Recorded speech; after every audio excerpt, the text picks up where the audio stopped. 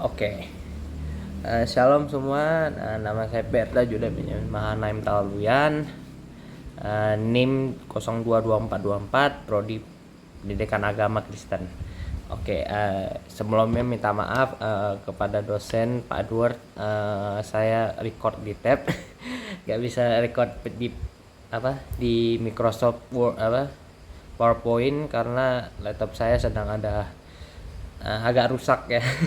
Agak masalah, jadi saya buat PPT di tab dan ini record juga di tab, jadi mohon permaklumannya sekali lagi. Dan ya, sekarang saya akan mulai presentasi. Nah, di sini saya akan mempresentasikan teori otoritas oleh Max Weber. Oke. Nah, di sini saya akan menjelaskan teori ini ya. Oke, kita lanjut.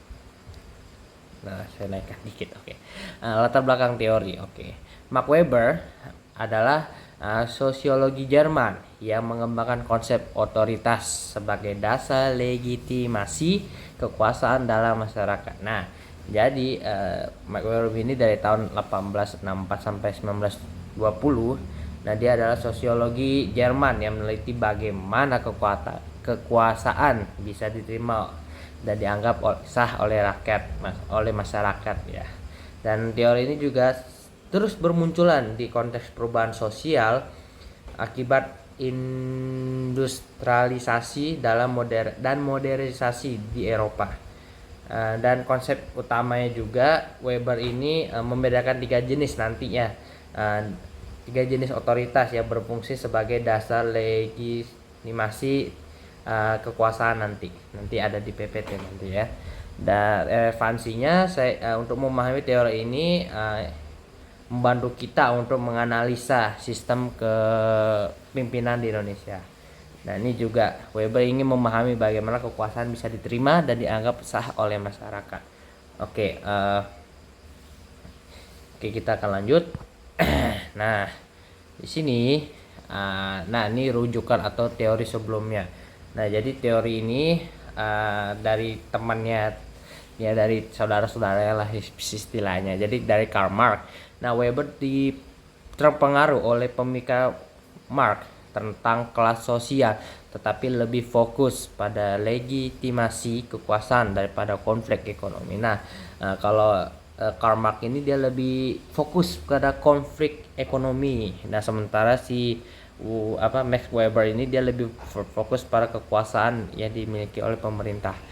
Dan kita lanjut di Emily Durkheim, konsep tentang keteraturan sosial dalam bagaimana otoritas membantu jaga stabilitas masyarakat.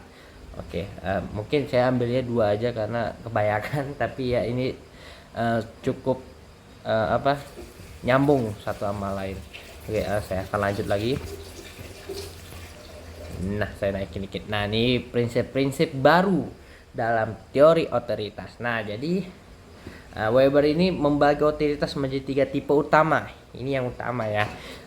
Jadi ada tiga, yaitu ada otoritas tradisional, ada otoritas karismatik, ada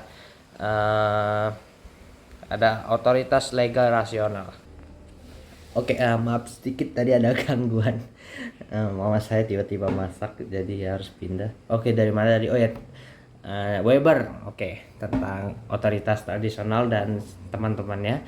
Nah, jadi Weber membagi otoritas menjadi tiga tipe utama. Nah, yang tadi saya sebut tadi ya, tradisional, karismatik, dan legal rasional.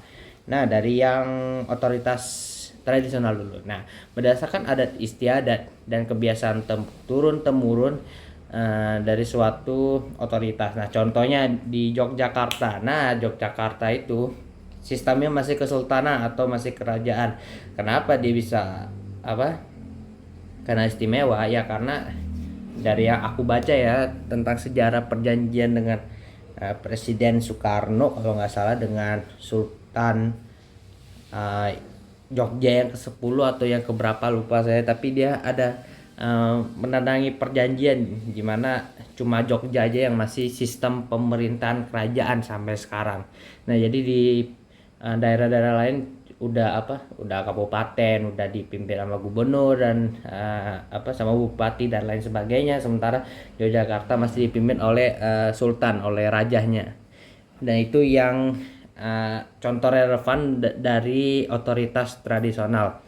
Nah, lanjut untuk otoritas karismatik. Nah, otoritas karismatik. Nah, berdasarkan kepribadian pemimpin yang dianggap luar biasa. Nah, saya mengambil contohnya Soekarno. Nah, kenapa saya ambil contohnya Soekarno? Karena ya seperti yang kita tahu, Soekarno adalah bapak revolusi.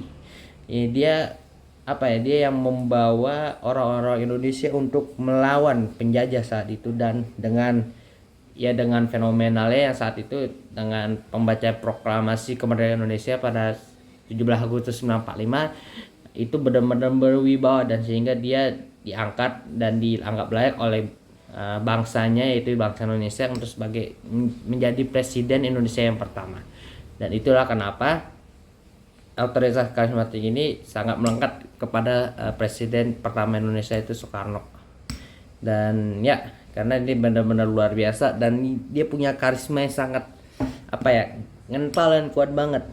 Jadi dia benar-benar benar-benar bisa membawa masyarakat untuk mengengkang dari penjajah supaya merdeka. Nah, itu contoh dari otoritas karismatik. Nah, selanjutnya saya otoritas legal rasional berdasarkan hukum atau aturan formal. Nah, contohnya di Indonesia, presiden, gubernur, dan penjabat pemerintah yang dipilih secara demokratis. Nah, yang kemarin kita pilih, Prabowo Subianto, itu sudah sah jadi presiden. Dan kenapa dia diiniin sebagai otoritas legal rasional? Ya karena dia dipilih sama warga, oleh masyarakat, oleh rakyat Indonesia, dan sehingga dia bisa jadi presiden ke-8 Indonesia. Nah, itulah kenapa dia dipilih, karena dia dianggap layak dan sesuai hukum dan aturan formal yang ada di Indonesia, yaitu ya pemilihannya itu, dan pemilihan presiden yang tahun kemarin itu. Nah, selanjutnya kita udah selesai bagian ini. Kita lanjut ke contoh selanjutnya. Contoh nyata dalam konteks Indonesia. Nah ini ya saya pilih juga teman-teman. Oh, ini dia contoh kasusnya ya. Oke. Pemimpin dengan otoritas tradisional, raja di Yogyakarta masih dihormati meskipun Indonesia adalah negara demokrasi. Nah, ini dia. Kenapa? Karena ya Keraton Yogyakarta ini masih dihormati dalam budaya lokal. Dan iya, karena budaya Jogja tuh kental banget, teman-teman, Bapak Ibu ya, sehingga ya benar-benar gimana ya, mau diubah pun susah, mau di gimana pun ya gimana, soalnya emang kental banget dengan adat istiadat leluhurnya dan kerajaannya. Makanya sampai sekarang ini masih dipertahankan dan masih ada keturunannya juga sampai sekarang. Dan saya pernah nonton YouTube juga kalau nggak salah di channel Jerome Pauline ya, di channel Jerome Pauline itu pokoknya pokoknya orang-orang Kasimnya, kalau bisa dibilang kayak pembantu itu masih banyak, ada 200-an kalau nggak salah. Itu masih merawat istananya, masih merawat keluarga dari sultan ini. Nah, sampai sekarang pun masih ada. Makanya benar-benar dijaga banget. Makanya ini contoh dari raja di Yogyakarta. Nah, dan selanjutnya pemimpin dengan otoritas karismatik. Nah, Gus Dur ya dihormati karena kepribadiannya ya meskipun masa kepemimpinannya sangat singkat ya. Gus Dur itu terkenal pintar, teman-teman, terkenal meski banyak orang bilang dia ngelantur, sering bobo atau apa, tapi dia ternyata diam-diam menghayati, diam-diam menyimak, diam-diam dia memperhatikan apa yang lawan bicaranya ngomong, apa yang lawan bicaranya ungkapkan, dia ternyata dengar. Makanya dia ini termasuk salah satu presiden yang pintar teman-teman, dan dia salah satu presiden yang toleransinya tinggi teman-teman. Makanya kalau nggak salah waktu itu makanya banyak yang menentang dia karena karena keputusannya yang agak kontroversial dan lain sebagainya. Akhirnya ya dilengsarkan sama wakilnya, Megawati itu. Nah, meski singkat tapi dia sangat berpengaruh juga di Indonesia, meski aja sebentar ya. Nah, dia punya karismatiknya sangat tinggi juga, pintar juga, terus nggak asal ngomong juga. Nah, contohnya dari dia ngomong ke Ahok ya, lupa aku nama asli Ahok, cuma dia sempat berbincang juga, dan dia bilang kayak kamu suatu hari akan menjadi gubernur di DKI Jakarta. Ternyata bener. Dan Gus Dur ini dia nggak asal ngoceh aja, dia melihat potensi dari seseorang yang dia lihat, dan dia ngomong kamu pasti bakal bisa. Dan Jokowi juga pernah ngomongnya sama Gus Dur bakal jadi presiden Indonesia, bukan presiden Indonesia dulu, gubernur kalau nggak salah, gubernur Jakarta atau wali kota, lupa saya. Oke, akhirnya dia menjadi apa ya di Gus Dur omongin. Nah, itulah kelebihan Gus Dur sehingga dia banyak dihormati dan di respect lah sama masyarakat Indonesia, karena dia nggak asal ngomong tapi ternyata kejadian juga terjadi gitu loh sesuai omongannya dia. Nah, selanjutnya pemimpin dengan otoritas legal rasional lah, presiden dan anggota DPR yang berkuasa berdasarkan undang-undang dan konstitusinya. Nah, yang ini ya nggak usah terlalu banyak diomongin lah karena ya sudah tahu lah gimana presiden dan anggota DPR yang berkuasa berdasarkan undang-undang dan konstitusi lainnya. Dan oke, kita lanjut ke slide selanjutnya. Oke, tunggu saya turunin. Nah, penerapan teori. Nah, ini dia. Ini agak tricky. Penerapan teori untuk penyelesaian konflik di Indonesia. Nah, kasus yang saya ambil adalah kasus konflik kepemimpinan di Papua. Kenapa di Papua? Karena Papua ini sangat menarik teman-teman. Bukan soal tentang kekayaan alamnya, kekayaan tambangnya, tentang keindahan alamnya, tapi juga budaya dan kulturalistiknya mereka juga. Nah, konflik antara pemerintah pusat dengan gerakan separatis di Papua sering terjadi karena perbedaan legitimasi kekuasaan. Nah, menurut yang saya baca, kasus ini dari 2021, koreksi kalau saya salah, pemerintah memberikan otonomi khusus untuk Papua agar masyarakat lokal memiliki peran lebih besar dalam pemerintahan. Nah, jadi pemerintah sudah memberikan sebuah solusi untuk memberikan otonomi khusus. Tapi ya masih sampai sekarangnya masih aja ada kegerakan separatis ya, mungkin karena mereka tahu Indonesia bukan Indonesia ya, lebih sering dipermainkan oleh oknum-oknum tertentu, mempermainkan mereka, memperdaya pemikiran mereka sehingga mereka sering ditipu, dan ya akhirnya mereka ada julukan yang sekarang di mana mereka bukan berdiri atas emas tapi berdiri atas talas. Kalau nggak salah sih itu ya. Dan oke. Nah, kita lanjut aja di pendekatan yang bisa digunakan untuk melaksanakan masalah konflik ini. Nah, pendekatan tradisional. Nah, mengakui otoritas tradisional dalam struktur pemerintahan lokal.